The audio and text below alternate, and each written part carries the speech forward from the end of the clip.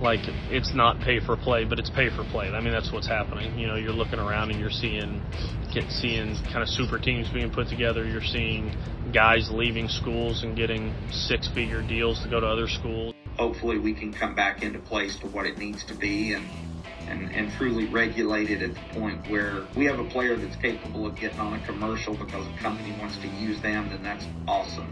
That's what it was for. But nobody should be just getting money as an inducement to come play any sport at any school. I want to give to that, and I haven't yet. I want to. I'm close. But I need more transparency than what's being done right now, right? There's no real, like, what's this guy getting paid? Who's getting this money? And I know it's not supposed to be pay for play, right?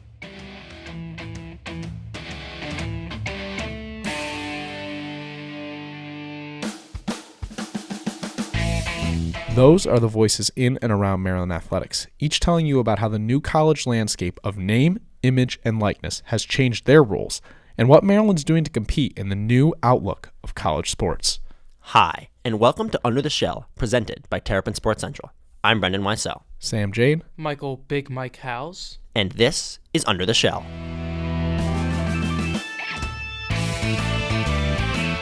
This might not sound like your usual episode of Under the Shell, and that's because over the past few weeks, we have taken a super deep dive into the NIL landscape at the University of Maryland. Yeah, we wanted to understand how athletes have been using their name, image, and likeness for profit and to build their own personal brands. We figured out the main players behind Maryland's NIL approach, the people who are putting up money in Jameer Young's pocket. Even more, we figured out how the Terps stack up compared to their rivals, as Damon Evans' athletic department tries to compete with the Ohio States and Texas A&Ms of the world.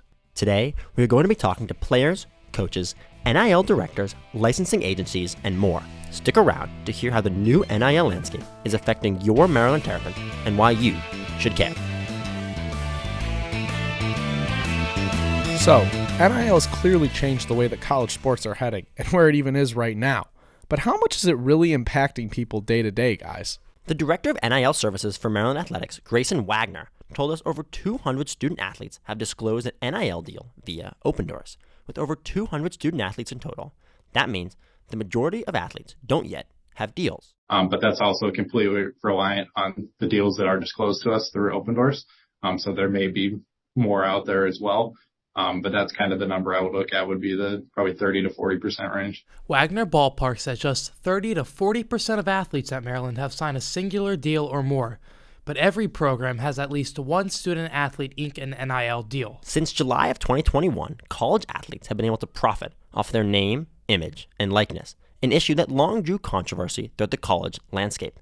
The NCAA was forced to allow the rule change as the U.S. Supreme Court ruled unanimously in favor of the athletes. It's not often you get a U.S. Supreme Court unanimous rule change, so we asked Wagner the primary ways athletes in College Park are making their money. One is through collectives. So we have a couple of collectives representing student athletes at the school here and supporting them. Another is direct brand deals. So let's say a corporate sponsor like a CQ or a carrier reaches out and wants to work with a student athlete. That's another good way. And then the third one is kind of marketplace deals. Collectives, brand deals, and marketplace deals. Let's help break that down. To do that, we spoke with Bill Carter, NIL expert and consultant for student-athletes-insight.com. Prior to the summer of 2021, did we think that boosters, for instance, could have been would eventually play an important part in NIL? And the answer is yeah, but I don't think anybody would have guessed precisely that as we sit here in April of 2023, that there would be over 200 collectives. So, you heard it from Bill. An NIL collective or foundation are groups made up of fans and boosters who pool together money so that they can compensate athletes. Yet, they're separate from the athletic department and team funding. While coaches are in contact with the collectives, they aren't really the ones running the ship. They can't directly pay players, so it often means going out into the community and getting paid to do service or getting paid to show up at an event like a book signing. At Maryland, we see 3 collectives and possibly more on the way. The Best is Ahead Foundation supports the football team, Turtle NIL supports men's basketball, and Hardshell Collective supports men's lacrosse. Brand deals are where it gets a little bit simpler for you guys. Any brand can partner with any athlete to give them a sponsorship, much like what you see in pro sports. Former professional tight end Vernon Davis can partner with Under Armour, and now former Maryland college wide receiver Rakim Jarrett did the same thing just this past season. The third way is with marketplace deals. The University of Maryland uses the Open Doors Marketplace, where athletes have individual pages where fans can get videos, autographs, and more. Prices differ across each player in each deal. The cost often has to do with the popularity and social media following. Players such as Maryland women's basketball's Faith Masonis charge larger sums for Open Doors transactions than her teammate Cheyenne Sellers because she has more followers. Masonis has around 20,000 followers, while Sellers only has around 5,000 followers on Instagram.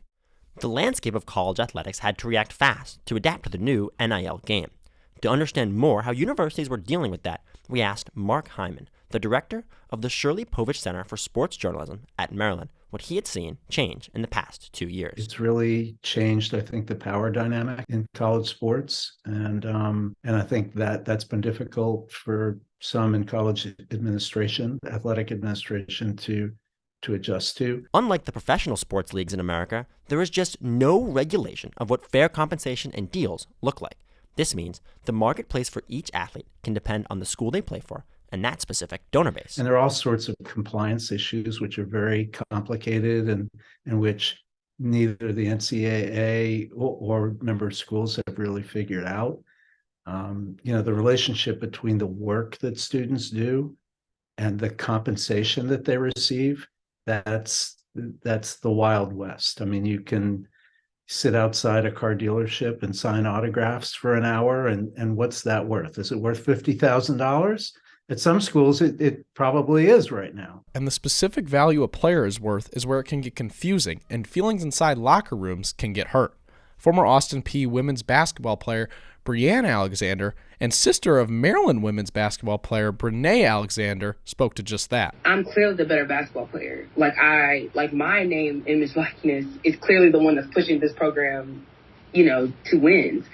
And I'm not seeing anything from that. At Maryland, 17 of the 20 athletic teams are without a specific collective, so they turn to other places for support and research on how to boost their brand as an athlete.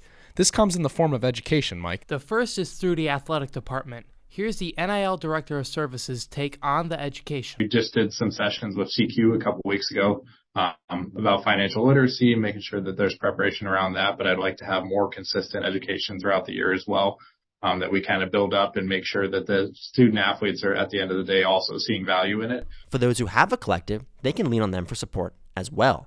Dan Crowley, the executive vice president for the Best is Ahead Foundation, the football collective, told us how one of those deals would go down. If somebody does contact Talia Tundaloa and say, I want to do a deal, well, we have somebody on staff that's working on that marketing deal for that player. So you heard from Dan and Grayson what are the two ways they can do it, but the final way is through independent licensing agencies that can partner with athletes and help them with deals. Brennan, one of those companies is Brandar. Tell us a little bit about that. Yes, Sam. Brandar partners with Maryland and other universities to help players make deals. Currently, over 90 Maryland athletes have partnered with Brandar, according to the Executive Vice President for Strategy and Systems, Dave Schroeder. So what does Brandar really do to help the athletes? Well, for one, they work with the other companies to use the rights of players for merchandise.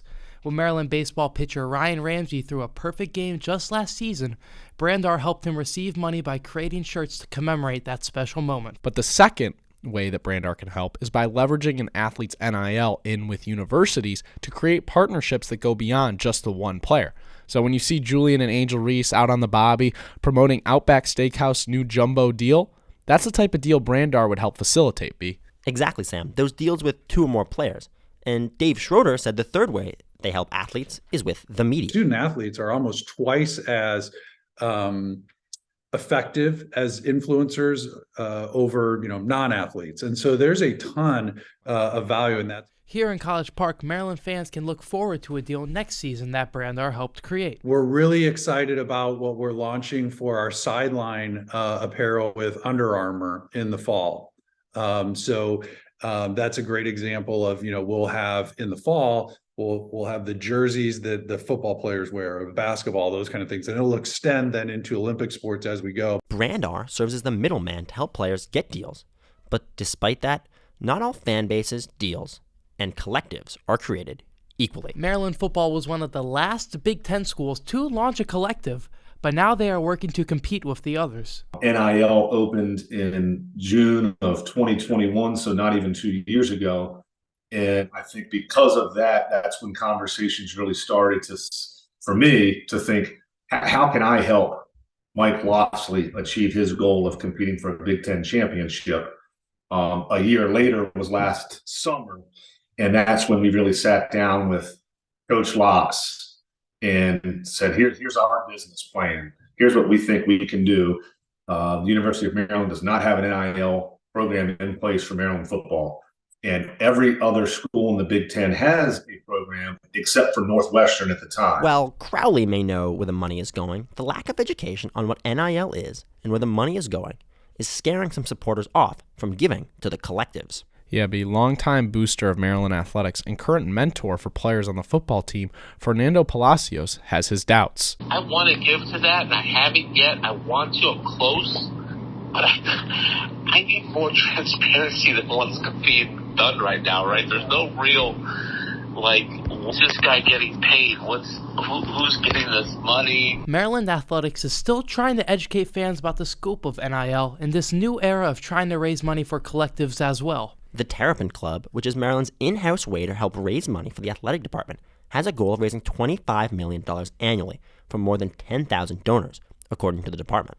Ever since the new NIL landscape began, athletic departments and collectives have now added more to the plate of donors. I think the important thing to consider is that every piece of that, whether you're donating to the Terrapin Club, whether you're donating to an NIL collective, they're all feeding back to the student athlete and making sure that the student athlete experience is being improved in some capacity. So that I think, we should never be viewed as competing entities, because I think NIL and Terrapin Club should be synonymous with each other. Just like Palacios and other boosters have echoed, more education needs to be done. That's the job of Kirby Mills, Senior Associate Athletic Director and Chief Development Officer at Maryland. That's a handful of a title, Brendan, but Mills is constantly telling people where they should give their money and what exactly the difference is between giving to the collective versus giving to the athletic department. We have a lot of priorities, and that's that can be viewed as a bad thing. And in a lot of ways, I think it's a good thing. That means we've got a lot of tools in our tool belt for our team to go talk to donors about where they can support and priorities of the athletic department, obviously NIL and supporting our student athletes in this manner being one of them. It goes beyond just education. The collectives are trying to raise fan support. Collectives such as Turtle NIL, the men's basketball collective on campus, says they've had better success with businesses than fan support. Yet, the collective has encountered issues with consistent fundraising. At Turtle NIL, the group hopes to have 500 plus subscribers across all levels for the club's membership packages by the start of next season, a number that they weren't close to this past season. Grayson Wagner, Director of NIL Services, thinks fan support is on the way. I think we have a great fan base and one that really wants to get involved. But I think the biggest thing is just the awareness of the different ways that they can help. Right now, not everybody might not know how to give to men's basketball or to TBIF or Hardshell. Something the fan base is surely seeing from the NIL side is community service. It's an area that Maryland's collectives are extremely proud of. I say that's where we are the leader, especially in the Big Ten. I think we are way out in front. We've had over 50 players that have been working for the Best As Ahead Foundation, and the impact that they're making on this community, young people, police department of Washington, D.C., has been incredible. It's such an interesting thing because it goes into the gray area of, are we doing it as, incentive for reward, or is just the benefit that community service has outweigh those two? And I think that's a question that will continue to be asked no matter where we get to in NIL. And it's something that Mark Hyman thinks that maybe the community service aspect could get out of hand. Compensating athletes to be doing work in the community, to connecting with fans and nonprofits in their community, that's great. And I think that's an inspired idea.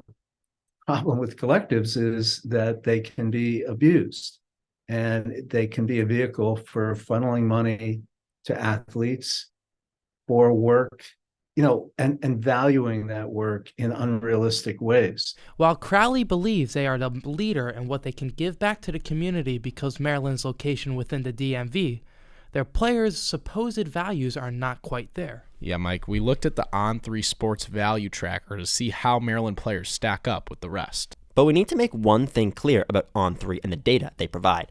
NIL expert Bill Carter explains the difference between what On3 puts out and what athletes are actually making. Valuation means somebody, in this case On3, has created a model to the best of their ability, largely focused on social media fans and followers and engagement, as well as some other things that they put into their modeling. And with that, they create a valuation, which is their estimate as to the amount of money that a student athlete might be able to earn on the open market. That's not the same as a value. A value is when we can look backwards as to what an athlete actually received. Now that we know that, let's break down some of the data.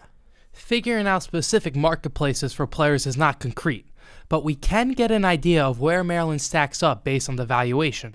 Between the top 1,200 players in the country, Maryland has just 5 with a valuation in that range. Talia Tagovailoa is at the top with a $405,000 valuation. The top 100 among Maryland athletes, 97 are men and 3 are women. None of the 3 women rank in the top 50 of Maryland's NIL valuation. Despite that, Wagner told us that 52% of the NIL deals that are disclosed are from men and the other 48% are from women. What we can draw from that is that it likely means many of the deals that women are getting are at a significantly lower dollar amount than the men, guys. And within the top 100, there were 76 football players, 13 men's lacrosse players, 8 men's basketball players, and just 1 from women's lacrosse, women's basketball, and the gymnastics team. One part of NIL that can be tricky is that the valuation of a player oftentimes relates to their social following and not their play. Continuing with this trend, the number of followers often correlates with a player's total value for NIL deals in the marketplace. Vanderbilt Jr. Enrique Bradfield Jr. is the number 1 most valuable college baseball player according to On3's NIL valuations. Bradfield is the number 8 MLB prospect according to MLB.com and has 73,000 followers. Meanwhile, Maryland shortstop Matt Shaw is the number 20th ranked MLB draft prospect, yet has no social media presence.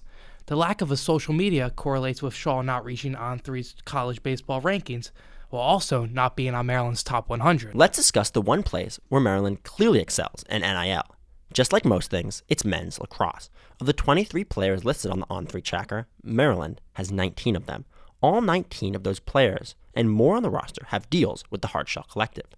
Maryland didn't skip a beat on getting ahead of the NIL landscape in college lacrosse. There aren't many specifics on monetary value of player deals at Maryland, as well as how much the collectives were raising. While many schools publish these numbers frequently, Maryland hasn't updated them since 2021. We may know a little less about number-wise with Maryland than compared to other schools, but here are some of the numbers we do know. If you're doing a video shout-out for a fan, probably $20 to $75 or instruction of some sort, where that's just a marketplace deal. To if you're doing some sort of appearance, usually, $500 to like $1,000-ish. Some of the big-time deals for players like Jameer Young go much higher. A lot of student athletes projecting, around 100,000, 200,000 is what we usually see for, across the country as well. I think that's kind of been a main number for kind of your higher profile athletes in some capacity. Yet, we still had questions about where Maryland's collectives stacked up with the rest of the country. It's hard to compete with schools like Tennessee and its collective Spire Sports, whose owner Hunter Bowdor announced that the goal was to raise $25 million annually. Maryland has that goal for the entire department. Tennessee has that goal for just the collective, and that money is going straight into the pockets of players and recruits. And Brendan, another very publicized school with large NIL numbers was the University of Miami. Under the lead of the CEO of LifeWallet, John Ruiz, more than 110 active Miami athletes have been signed to his companies, LifeWallet and Cigarette Racing. Ruiz himself has allocated $10 million to spend on the student athletes. Clearly, Maryland collectives recognize this difference between schools, as Turtle NIL's Alex O'Neill think we need more guidelines and restrictions. Yeah, I think there needs to be some more rules in place and sort of enforcing of the rules. They come out with guidelines and they're not all necessarily, enforced. But yeah, I mean, there's been some crazy deals that make no sense at other schools that are just, not market value at all. When we talked to Maryland's Director of NIL Services, Grayson Wagner, he mentioned that Maryland could do much better informing its fans about how to support their favorite teams and athletes. But from the fan perspective, they might not have the incentive to donate money to do just that. When we spoke to Fernando Palacios, who's the longtime booster you heard earlier, he mentioned that one of the reasons he hasn't donated to collectives yet was the lack of transparency on the NIL side from Maryland. Yeah, the transparency is an issue for me, and I know it's an issue for a couple friends of mine who give to the Terrapin Club, and I've tried to push them to give to the NIL, and they have money, a lot of money. They're just hesitant without seeing, I guess, the books. Palacios has an issue with the transparency and the lack of it that Maryland's displaying, but I think another issue that boosters have brought up is that they don't really necessarily know how to donate to Maryland women's teams or other, non-revenue sports. It's the women's sports where some of the biggest differences between Maryland and other athletic departments lie. There's no bigger example of this than when Maryland's women's basketball team stepped on the floor in the Elite Eight against South Carolina. When the Gamecocks took the floor, each player did so with at least $25,000 in NIL money in their pockets, according to a Bleacher Report article. Meanwhile, when Maryland did so, they did it with an extremely limited number of deals. A team spokesperson confirmed that while every member received a limited deal for a customizable t-shirt, deals beyond that were limited and up to a player's discretion. But senior markswoman Brene Alexander, someone who made 6 threes against Iowa in a ranked home win, revealed her NIL earnings were not close to the Gamecock players. Alexander revealed she only made $150 this season from selling her own t-shirts. 150 doesn't quite stack up with 25,000. No, it doesn't. Female athletes at Maryland aren't quite competing with the men in the NIL world, in part because of the lack of collectives. Brene's sister hopes that will change. I really would love to see us with a more comprehensive NIL collective, because I think truly it would take you having to have a relationship with these people to be able to brand and market them. And unsurprisingly to families out there, her sister agrees. All of my deals are pretty much brokered on my own, but I do think there would be more opportunities if we did have a collective.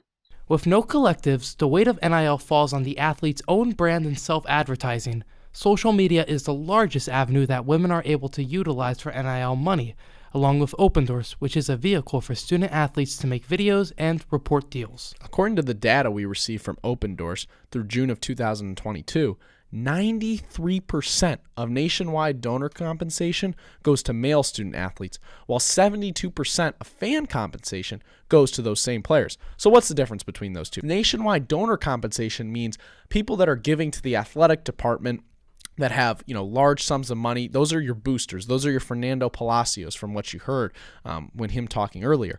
Fan compensation is more of the idea of Open Doors, collectives contributing to those. So that's the main difference, is that these are the boosters that are contributing 93%, while the fans are contributing 72%. And where the real money lies is with the boosters. So that kind of contributes to the big difference, Brendan. Yeah, even more stark, 91% of women's compensation comes from brands, while only 1% comes from fans. Now, specifically at Maryland, this is despite the fact that 68% of the Terps championships since 2000 came from women's sports. That makes social media the main way for female athletes to make their earnings.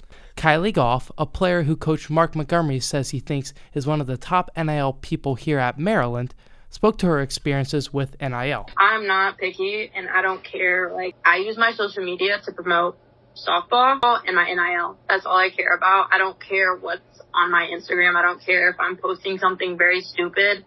But yeah, I'm making money. It's benefiting me. While Wagner, the NIL services coordinator here in College Park, said that Maryland and its fans can do a lot more to support their women's teams. It takes a shift in how people view women's sports for nationwide change to happen.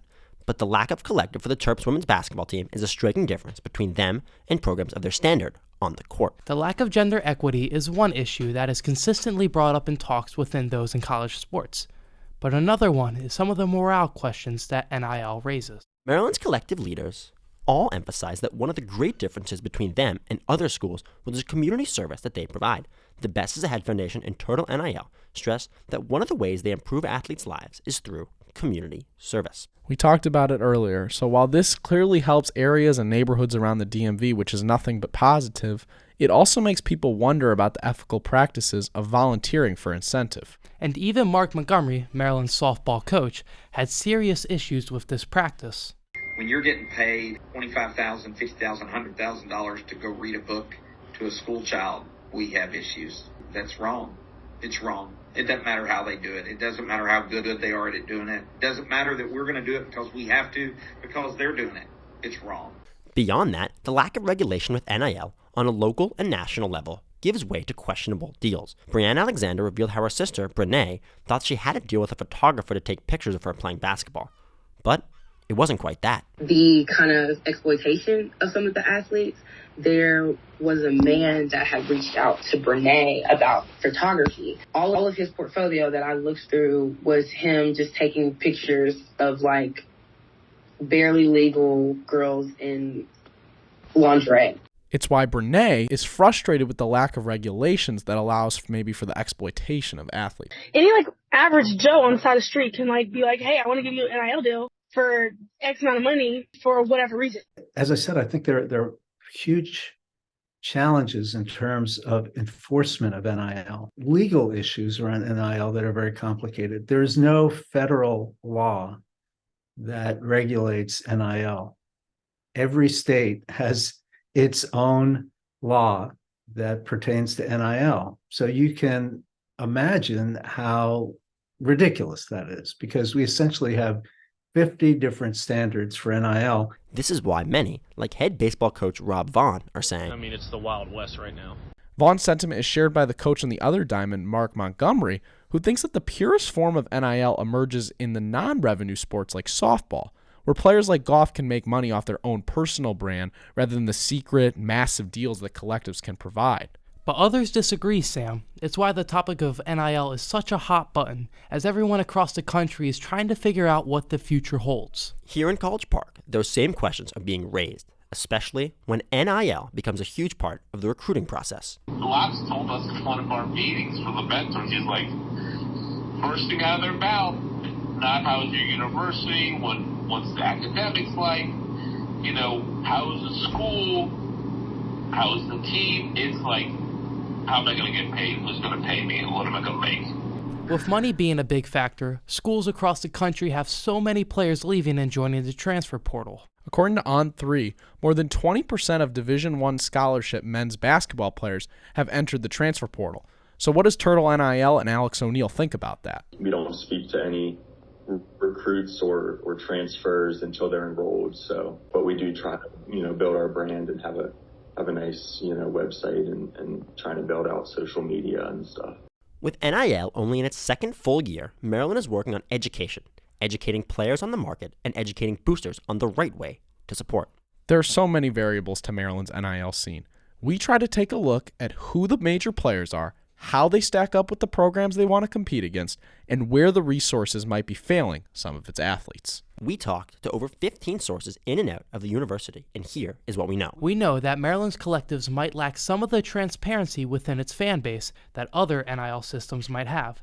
Not only that, but only 3 Maryland teams have their own collective, leaving out some of the best athletes on campus. On the other hand, the athletic department and the collectives are working hard to provide players with deals and are confident that they have the right people for the job to do so. Brendan, that's a question that will have to be answered in the near future, but that precisely is what makes NIL so intriguing. Name, image, and likeness is something that is here to stay in college athletics. Yet how the system is in place today might change tomorrow. So in College Park, there are more roads to be paved. Thank you for listening to this deep dive into the NIL landscape at Maryland. Yes, next week, we will be back with your terrific Terrapins and snake drafts, but we hope you enjoyed learning all about where Maryland is in the NIL game and how they are working to improve. And make sure to check out the upcoming article written by the 3 of us on Terrapin Sports Central. You can find Under the Shell at all of the social media places, Twitter, Instagram, wherever you get your podcasts as well, whether that be Spotify, Apple Podcasts, at Terrapin Sports Central, and then you'll see the episodes listed. So please, please, please give it a listen. For all of us here at Under the Shell, we truly thank you for listening.